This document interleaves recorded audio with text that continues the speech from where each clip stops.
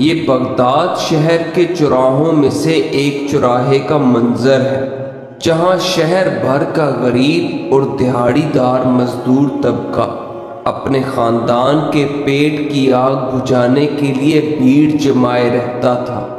اسی شہر بغداد میں ایک امیر شخص رہتا تھا جس کا نام ہاشم تھا۔ ہاشم کو گاہے بگاہے کام کروانے کے لیے کسی نہ کسی دہاڑی دار مزدور کی ضرورت رہتی تھی۔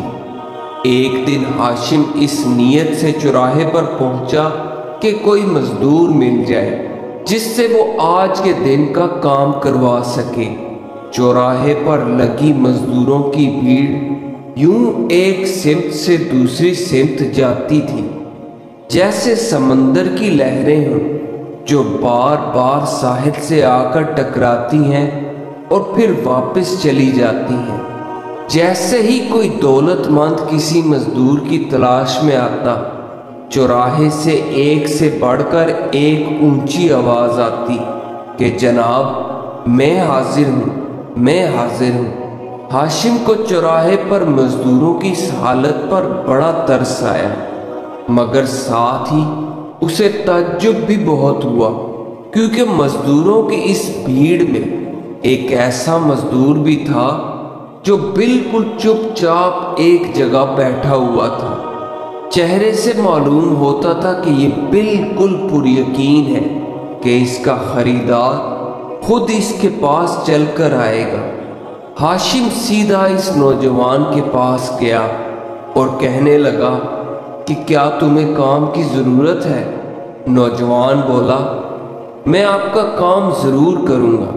اگر میں اس چوراہے پر بیٹھا ہوں تو کام کے لیے ہی بیٹھا ہوں، مگر میں دہاڑی کے 50 درہم لوں گا۔ کیا آپ کو منظور ہے؟ ہاشم حیران ہو کر بولا، 50 درہم؟ یہ تو بہت زیادہ ہے، باقی مزدور تو صرف 5 درہم ہی لیتے ہیں۔ آخر تم ایسا کیا کرتے ہو کہ جس کے میں تمہیں 50 درہم دوں؟ نوجوان بولا، اگر آپ کو منظور نہیں تو 5 درہم والے مزدوروں کی بھرمار لگی ہوئی ہے، آپ انہی میں سے کسی کو لے جائیے۔ ہاشم کو بڑا تجسس ہوا، پھر کچھ سوچ کر بولا، اچھا ٹھیک ہے، مجھے منظور ہے۔ نوجوان بولا، ذرا رکیے، میری کچھ شرائط بھی ہیں، ان کی منظوری کے بغیر میں کبھی مزدوری پر نہیں جاتا۔ ہاشم حیرت سے بولا، کیا کہا؟ اے نوجوان، شرطیں تو مالکوں کی ہوتی ہیں اور اس حساب سے شرطیں لگانے کا اصل حقدار میں ہوں۔ نوجوان بولا، اگر آپ میری شرائط منظور نہیں کرتے تو میں آپ کے ساتھ ہرگز نہیں جاؤں گا۔ ہاشم بولا، اچھا ٹھیک ہے، ذرا بتاؤ کہ تمہاری شرطیں کیا ہیں؟ نوجوان بولا، میری پہلی شرط یہ ہے کہ میرے بارے میں آپ مجھ سے کوئی سوال نہیں کریں گے۔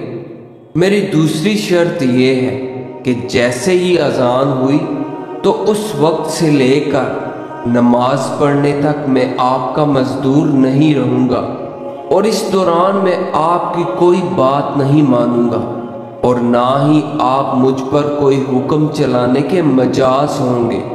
میری تیسری شرط یہ ہے کہ اگر آپ نے مجھ سے کوئی سوال کیا تو میری مرضی ہوگی کہ میں آپ کے اس سوال کا جواب دوں یا نہ دوں۔ ہاشم یہ سن کر مسکرا کر بولا، بڑے ہی انوکھے دہاڑی دار ہو ویسے، چلو مجھے یہ بھی منظور ہے، اب اپنا سامان لو اور کام پر چلو۔ چنانچہ ہاشم اور وہ نوجوان چلتے چلتے ہاشم کے گھر پہنچ گئے۔ نوجوان نے کام کرنا شروع کیا تو ہاشم دیکھ کر حیران رہ گیا کہ جو کام ایک مزدور پورے دن میں کرتا ہے، اس نوجوان نے تو وہ کام صرف 2 گھنٹے میں ہی کر دیا ہے۔ ہاشم نے اسے مزید کام پر لگایا اور خود کہیں باہر چلا گیا۔ مزدور گلی میں مٹی کھود رہا تھا کہ اچانک اذان کی آواز آنا شروع ہو گئی۔ مزدور نے کدال وہیں پھینکی اور وہاں سے جانے کے لیے قدم بڑھانے لگا۔ جب ہاشم کے بیٹے نے دیکھا کہ مزدور مٹی کے ٹیلے گلی میں ہی چھوڑ کر جا رہا ہے تو اس نے کہا، اوئے ذرا رکو، اس مٹی کو تو برابر کرتے جاؤ۔ نوجوان بولا، خاموش، اس وقت میں تمہارے باپ کی بھی نہیں سنوں گا۔ جب اذان ہو جاتی ہے تو میں دنیا کا ہر کام بھول جاتا ہوں اور صرف اسی کی سنتا ہوں جو سب کچھ سننے اور جاننے والا ہے۔ اگر تم چاہو تو مٹی کو خود ہی برابر کر سکتے ہو، ویسے بھی میری تمہارے باپ سے بات ہو چکی ہے۔ چنانچہ نوجوان نماز پڑھ کر واپس آیا اور دوبارہ کام پر لگ گیا۔ اتنے میں ہاشم باہر سے واپس آیا اور نوجوان سے پوچھا، کیا میں تمہارے لیے کھانا لاؤں؟ نوجوان کہنے لگا کہ میں روزے سے ہوں۔ ہاشم بہت حیران ہوا اور سوچنے لگا، ابھی تو رمضان شروع بھی نہیں ہوا اور یہ نوجوان نفلی روزے رکھ کر مزدوری کر رہا ہے۔ جب شام کا وقت ہونے لگا تو ہاشم بولا، اے نوجوان، یہ لو تمہارے 50 درہم، ویسے تمہارا نام کیا ہے؟ نوجوان بولا، حضور، میں نے آپ سے کہا تھا کہ جس سوال کا جواب میں نہ دینا چاہوں آپ اس سے متعلق مجھ سے پوچھنے کا جواز نہیں رکھتے، لہٰذا میں آپ کے اس سوال کا جواب دینے سے قاصر ہوں۔ امید ہے آپ برا نہیں منائیں گے۔ اچھا، خدا حافظ۔ یہ کہہ کر وہ وہاں سے چل پڑا اور ہاشم حیرت سے اسے دیکھتا رہا، مگر دل میں تجسس لیے جیسے تیسے اس نے رات گزاری اور اگلے روز دوبارہ چوراہے پر پہنچ گیا۔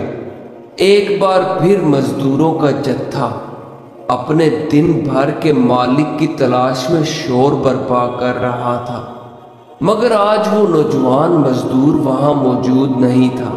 ہاشم نے دوسرے مزدوروں سے پوچھا تو ان میں سے ایک نے بتایا کہ حضور وہ صرف پیر اور ہفتے والے دن ہی آتا ہے۔ یہ سننے کے بعد ہاشم وہاں سے گھر کی طرف چل پڑا۔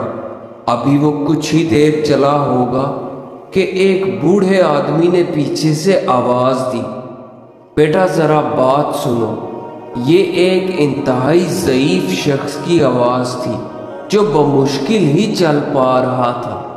اس ضعیف شخص نے کہا، کیا آپ مجھے کنویں والے درخت کے پاس چھوڑ دیں گے؟ ہاشم بولا، جی ضرور چھوڑ دوں گا، مگر آپ وہاں کیوں جانا چاہتے ہیں؟ ضعیف آدمی بولا، دراصل میرا بیٹا کافی عرصے سے بیمار ہے اور آج میرے بیٹے کی دوا ختم ہو گئی ہے، مگر مجھے ذرہ برابر بھی کوئی غم نہیں ہے، کیونکہ مجھے اس بات کا یقین ہے کہ اللہ نے میرے بیٹے کے لیے ہفتے بھر کی دوا کا بندوبست کر رکھا ہے۔ تم بس مجھے وہاں پہنچا دو، خدا تمہیں اس نیکی کا اجر دے گا بیٹا۔ ہاشم جو پہلے ہی حیران اور پریشان تھا، اس بوڑھے کی باتیں سن کر حیرت کی گہرائیوں میں چلا گیا۔ اس نے ضعیف شخص کو کنویں کے درخت کے پاس چھوڑا اور خود ایک طرف چھپ کر دیکھنے لگا کہ آخر میں بھی تو دیکھوں کہ ضعیف شخص کو دوا کہاں سے پہنچتی ہے۔ کچھ دیر انتظار کرنے کے بعد اچانک تیز قدموں سے ایک آدمی چلتا ہوا آیا جس نے اپنا چہرہ نیلے رومال سے چھپایا ہوا تھا۔ وہ آدمی وہاں پہنچا اور کہنے لگا، اے بزرگوار، مجھے معاف کرنا، آج ذرا دیر ہو گئی۔ اس آدمی نے ادویات کا تھیلا اس ضعیف شخص کو پکڑایا اور جانے کے لیے پلٹا ہی تھا کہ ضعیف شخص نے اس کا ہاتھ پکڑ لیا اور بولا، اے خدا کے نیک بندے، مجھے اپنا چہرہ تو دکھاؤ، میں اپنے محسن کو اپنی آنکھوں سے دیکھ کر دعا دینا چاہتا ہوں۔ نیلے رومال والا آدمی بولا، اے بزرگوار، یقین مانیے اس میں میرا کوئی کمال نہیں، بس یہی سمجھ لیں کہ اس نیلے آسمان والے نے اس نیلے رومال والے کو آپ کی مدد کرنے کا وسیلہ بنا کر بھیجا ہے۔ یہ کہتے ہی نیلے رومال والا وہاں سے واپس چلا گیا۔ ہاشم چھپ کر یہ سارا ماجرا دیکھ رہا تھا اور ایک لمحے کے لیے تو بھول ہی گیا کہ وہ تو اس نوجوان مزدور کی تلاش میں آیا تھا۔ وہ دوڑتا ہوا اس ضعیف شخص کے پاس گیا اور پوچھنے لگا کہ یہ آدمی کون تھا جو آپ کی بے لوث مدد کرنے آیا۔ ضعیف آدمی نے جواب دیا، میں اس آدمی کو نہیں جانتا، میں تو بس اتنا جانتا ہوں کہ جب بھی میرے بیٹے کی دوا ختم ہوتی ہے تو میں یہاں آ جاتا ہوں اور یہ نیلے رومال والا آدمی مجھے ہر دفعہ یہ دوا دے جاتا ہے۔ ہاشم نے ضعیف آدمی کو اس کے گھر چھوڑا اور واپس اپنے گھر آ گیا۔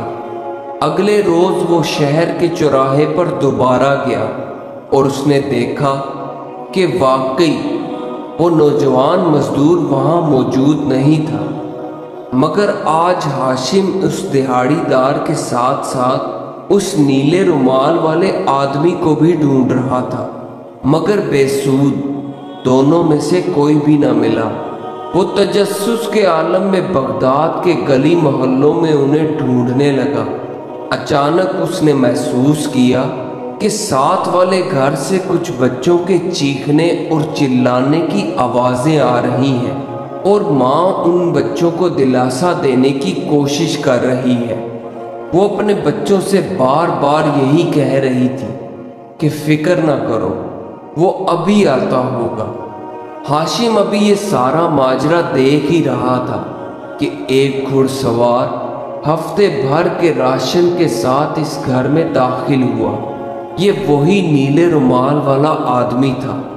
ہاشم دروازے کے قریب گیا تو دیکھا کہ چھوٹے بچے جو ابھی بھوک سے بلک رہے تھے وہ مارے خوشی کے نیلے رومال والے سے لپٹ لپٹ کر محبت کا اظہار کر رہے تھے اور ان کی ماں اپنے دونوں ہاتھ اٹھا کر اسے دعائیں دے رہی تھی۔ ہاشم ابھی یہ سارا منظر دیکھ ہی رہا تھا کہ نیلے رومال والا آدمی دروازے سے باہر نکلا۔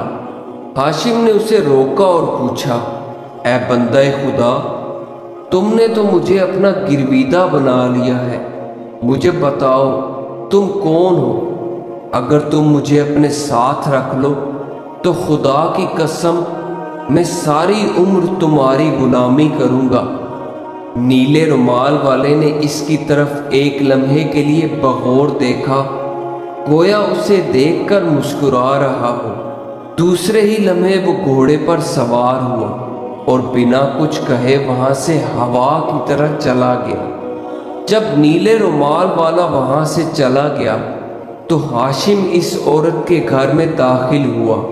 خستہ حال مکان اپنی آپ بیتی اپنی حالت سے بیان کر رہا تھا کہ یہ ایک بیوہ عورت کا مکان ہے۔ ہاشم نے عورت سے پوچھا، کیا آپ کو معلوم ہے کہ یہ نیلے رومال والا شخص کون ہے؟ عورت نے جواب دیا، میں اسے نہیں جانتی، میں تو بس اتنا جانتی ہوں کہ یہ کوئی فرشتہ صفت انسان ہے جو مجھے ہر ہفتے کھانے پینے کا سامان مہیا کرتا ہے۔ آج وہ معمول سے تھوڑی دیر سے آیا اور آج پہلی بار ایسا ہوا کہ میرے بچوں کے رونے کی آواز گلی تک پہنچ گئی، ورنہ اس سے پہلے ایسا کبھی نہیں ہوا کہ وہ ایک لمحے کے لیے بھی دیر سے آیا ہو۔ اتنا سننے کے بعد ہاشم وہاں سے پلٹا اور سوچوں کے ایک جہان میں کھویا ہوا گھر آ گیا۔ اگلے 2 دن بھی ہاشم کا یہی معمول رہا۔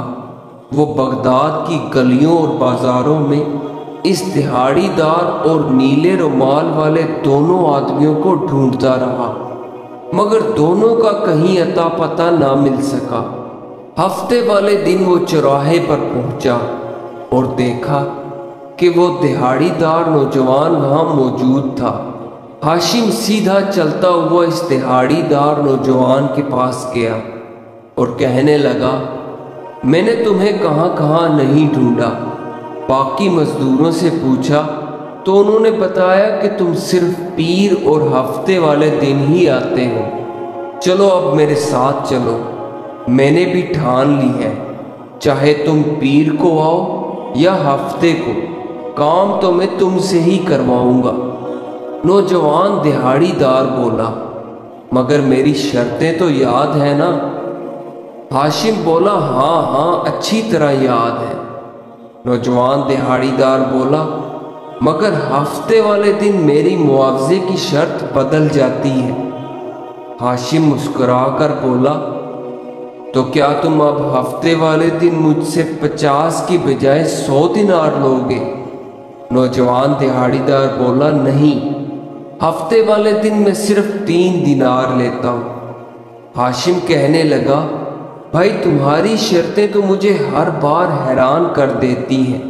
کیا تم مجھے بتا سکتے ہو کہ تم پیر والے دن 50 لیتے ہو مگر ہفتے والے دن صرف 3؟ آخر ایسا کیوں؟ نوجوان دہاڑی دار بولا، حضور میں نے آپ سے کہا تھا کہ جس سوال کا جواب میں نہ دینا چاہوں نہیں دوں گا۔ چنانچہ ہاشم نے اس دہاڑی دار مزدور کو اپنے ساتھ لیا اور گھر جا کر کام پر لگا دیا۔ اگلے کئی مہینوں تک یہی سلسلہ چلتا رہا۔ ہاشم ہر پیر اور ہفتے کو چوراہے پر جاتا اور نوجوان دہاڑی دار ہر بار اپنی شرطیں یاد کرواتا۔ ہاشم ہر بار اس کی شرطیں سننے کے بعد اسی سے ہی کام کرواتا۔ اس دوران وہ بغداد کے گلی بازاروں میں بھی گھومتا رہا اور اکثر اوقات اسے نیلے رومال والا آدمی بھی نظر آ جاتا۔ ہر بار اسے کسی نہ کسی مجبور اور لاچار کی مدد کرتے ہوئے پاتا۔ اس نے کئی بار اسے روک کر پوچھنے کی کوشش کی کہ آخر وہ کون ہے اور کہاں سے آتا ہے، مگر ہر بار وہ آدمی اسے کچھ لمحے کے لیے دیکھنے کے بعد وہاں سے چلا جاتا۔ ایک روز ہاشم چوراہے پر اس دہاڑی دار مزدور کو لینے گیا تو اسے وہاں نہ پایا۔ اس نے دوسرے مزدوروں سے پوچھا تو انہوں نے بتایا کہ حضور آج وہ نہیں آیا۔ ہاشم نے پوچھا کہ کیوں نہیں آیا؟ مزدوروں نے جواب دیا، حضور آج اس کی طبیعت ناساز ہے، مگر اس نے آپ کے لیے ایک پیغام بھیجا ہے کہ فلاں گلی کے نکڑ پر اس ناچیز کا مکان ہے۔ حضور اس نے کہا تھا کہ وہ وہاں آپ کا انتظار کرے گا۔ ہاشم نے جب یہ سنا تو دوڑتا ہوا اس مکان کی طرف گیا۔ وہاں پہنچ کر اس نے دستک دی تو اندر سے آواز آئی، حضور اندر آ جائیے، دروازہ کھلا ہے۔ ہاشم جب اندر گیا تو دیکھا کہ دہاڑی دار کی حالت بہت غیر تھی اور جسم کانپ رہا تھا۔ دہاڑی دار نوجوان نے کہا، حضور موت برحق ہے، کوئی نہیں جانتا کہ موت کب آ جائے۔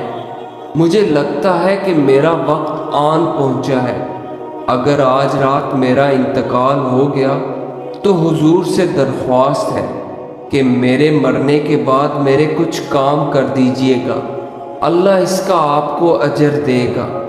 میں آپ کے ہر اس سوال کا جواب دینا چاہتا ہوں جس کا آپ مجھ سے اصرار کرتے تھے۔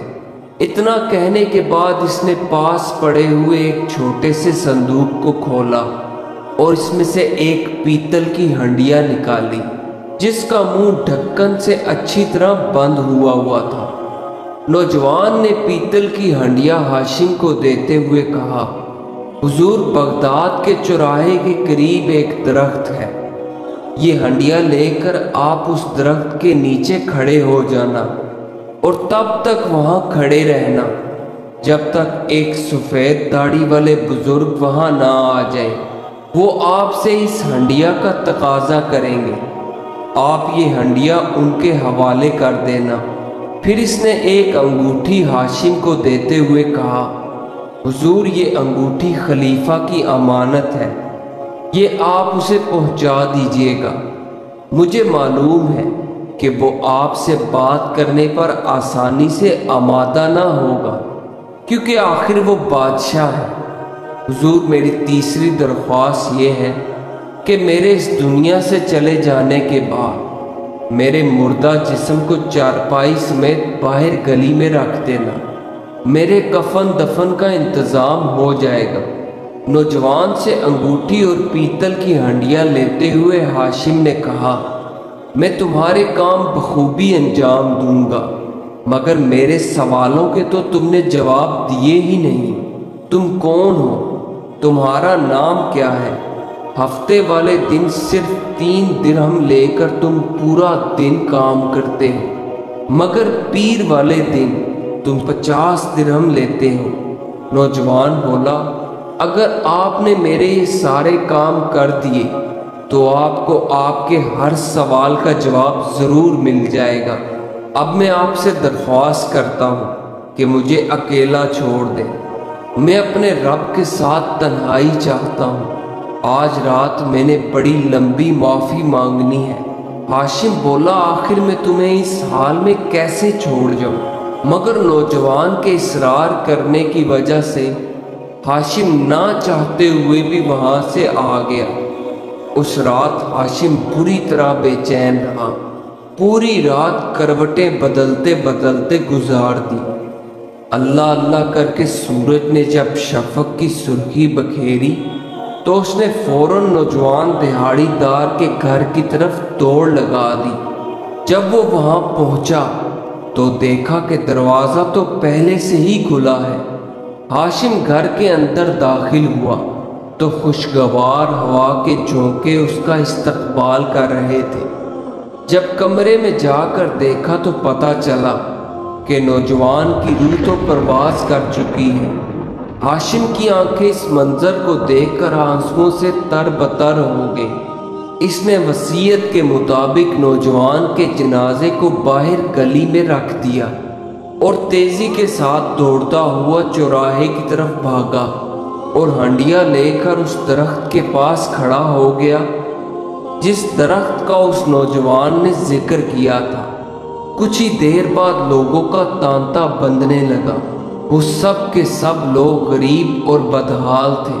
ہاشم ان سب کو دیکھ کر حیران رہ گیا کہ آخر لوگ یہاں کیوں جمع ہونا شروع ہو گئے۔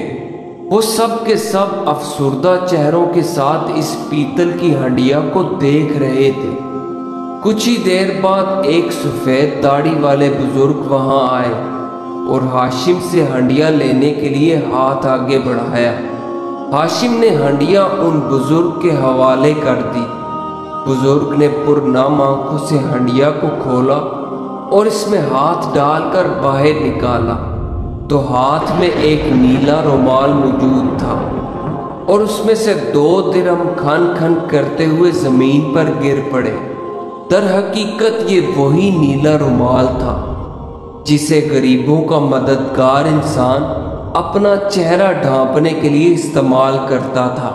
بزرگ کے ہاتھ میں نیلا رومال دیکھتے ہی چوراہا چیخو پکار اور آہو بکا سے گونج اٹھا۔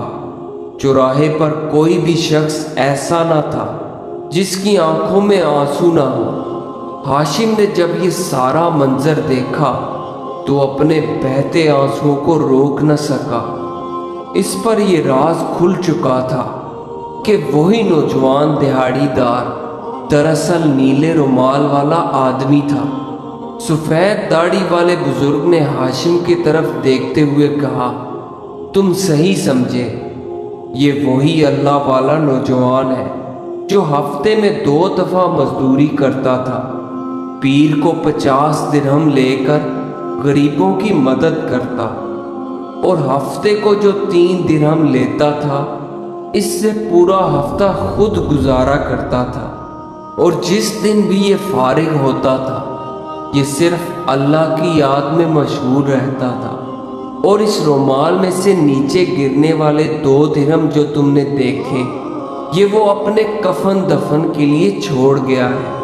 جن لوگوں کی وہ مدد کیا کرتا تھا ان سب کو اس نے بتا رکھا تھا کہ اگر کسی دن میں تمہاری مدد کے لیے نہ آؤں تو تم سب لوگ اس چوراہے پر اس درخت کے قریب اکٹھے ہو جانا۔ اگر تم لوگوں کو یہ ہنڈیا اور رومال مل گیا تو سمجھ جانا کہ میں اس دنیا سے چلا گیا ہوں۔ ہاشم نے اس بزرگ سے پوچھا، مگر یہ نوجوان آخر تھا کون؟ کوئی اس کا والی وارث بھی تھا کہ نہیں؟ بزرگ نے جواب دیا، اس بات کا تو مجھے علم نہیں، مگر میں اتنا ضرور جانتا ہوں کہ آج بغداد میں بہت سارے گھروں کے چولہے نہیں جلیں گے، بہت سے بیماروں کو دوا دینے والا مسیحا نہیں ملے گا، کتنی بیواؤں کے بچے بھوک سے بلبلائیں گے میں نہیں جانتا۔